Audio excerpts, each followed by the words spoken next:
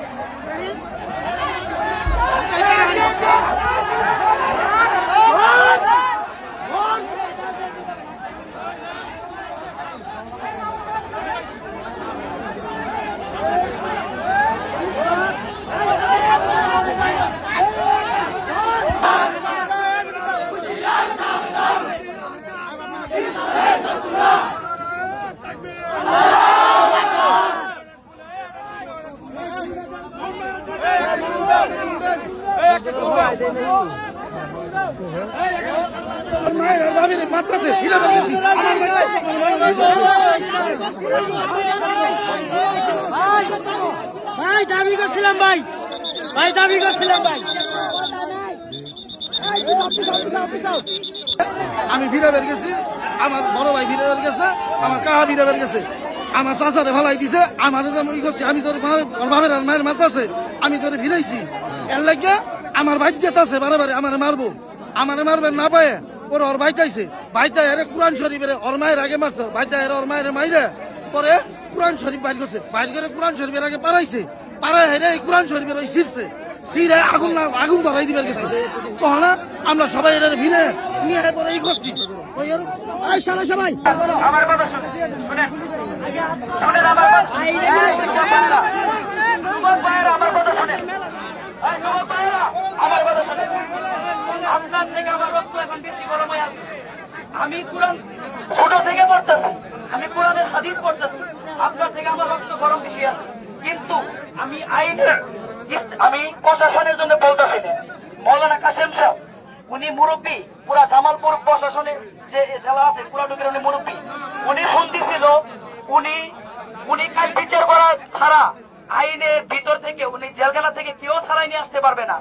আব্দুল্লাহ সাহেব, কাশেম সাহেব সবাই বলছে যে কালকে বিচার হবে, ওনারা বিভিন্ন জায়গায় প্রোগ্রামে আছে, কিন্তু যদি আমরা গন্ডগোল করি সারা রাত করলেও কাজ হবে না। মুরব্বীরা এক বিচার করবে। শুনেন যুবক ভাইয়েরা, শুনেন যুবক ভাইয়েরা, শুনেন আবেগে কথা বলেন নাকি?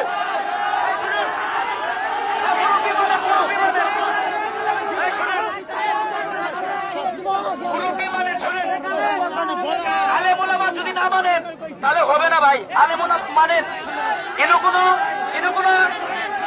ইন্ডিয়া দালাল নাই ভাই।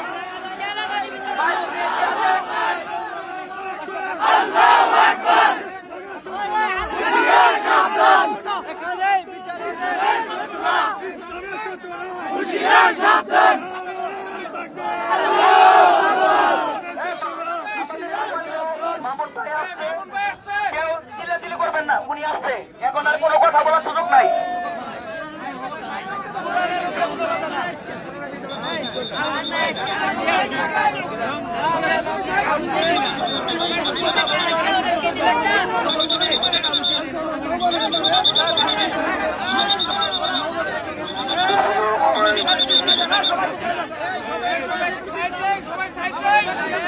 সাংবাদিকদের জায়গা দেখ, সবাই সাইড দেখ।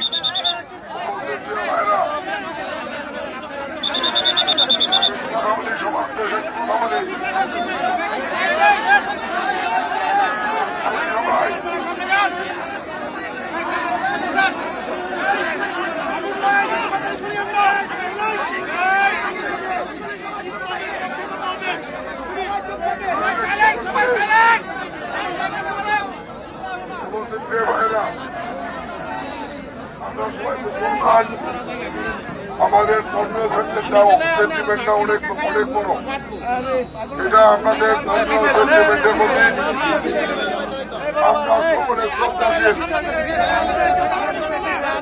এখানে যারা উপস্থিত হয়েছেন আপনারা নিশ্চয়ই খেয়াল করেছেন, জামালপুরের আইন শৃঙ্খলা রক্ষাকারী বাহিনীর সকল শ্রেণীর প্রতিনিধিরা এখানে উপস্থিত আছে।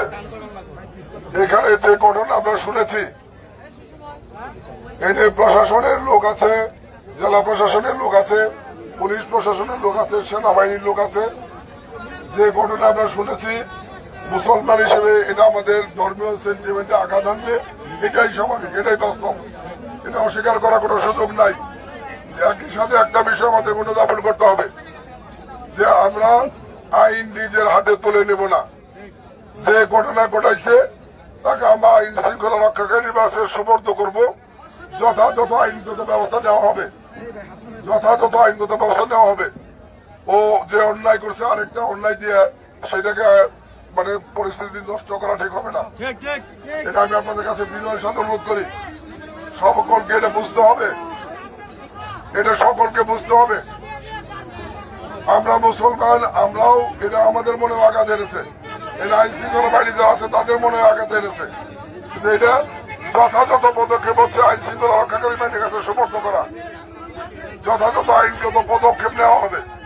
তাহলে কোনো বিশৃঙ্খলা করা বা আইন নিজের হাতে তুলে নেওয়া ঠিক হবে না। কিন্তু এটা আমি বিনয়ের সাথে অনুরোধ করি, এর আইন শৃঙ্খলা পরিস্থিতি যদি অবনতি করা হয়, এটা আমাদের অনেককে দায় বহন করতে হবে। সেই দায় আমরা নিব না, নেওয়া উচিত হবে না। আপনারা সহযোগিতা করেন, আমরা ওকে আইন শৃঙ্খলা রক্ষাকারী বাহিনীর হাতে তুলে দেই, আপনারা সহযোগিতা করেন, আইনগত ব্যবস্থা নেওয়া হবে। আমি সকলের কাছে করজোরে অনুরোধ করি যে আপনারা সহযোগিতা করেন, সকলে মিলে সহযোগিতা করেন, একটু সহযোগিতা করেন সবাই প্লিজ। আপনারা একটু সরে যান।